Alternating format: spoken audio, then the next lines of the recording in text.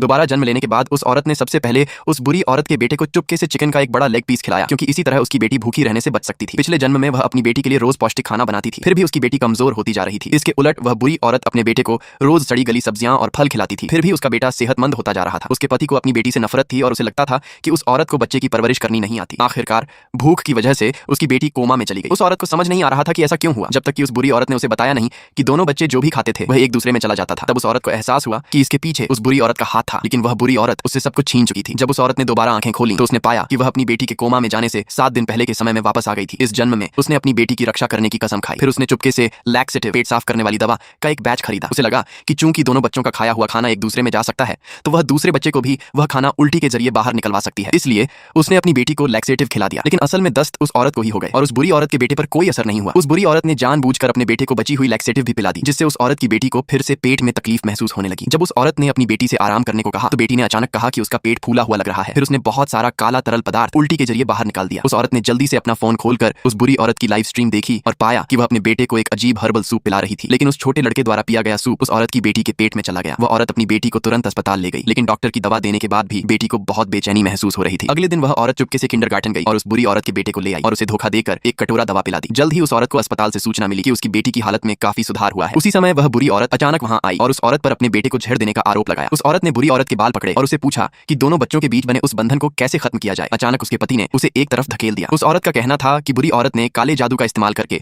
दोनों बच्चों का पोषण, न्यूट्रिशन एक दूसरे में ट्रांसफर कर दिया था, जिससे उसकी बेटी कुपोषण का शिकार हो गई थी। लेकिन उसके पति को लगता था कि वह बस उस बुरी औरत से जलती है। जब वह औरत अपनी बेटी को अस्पताल से घर ले आई तो उस बुरी औरत ने उसके बेटे को बहुत सारा हर्बल सूप पिला दिया, जिससे उसकी बेटी को बार बार उल्टी होने लगी। उस औरत के पास उस बुरी औरत से बात करने के लिए उसके घर जाने के अलावा कोई चारा नहीं था। हैरानी की बात यह थी कि दरवाजा उसके पति ने ही खोला। उसने कहा कि वह वहां उस बुरी औरत से यह सीख रहा था कि बच्चे का पोषण कैसे बेहतर किया जाए। लेकिन उस औरत ने बुरी औरत को अपने बेटे को वह सूप पिलाना बंद करने के लिए कहा।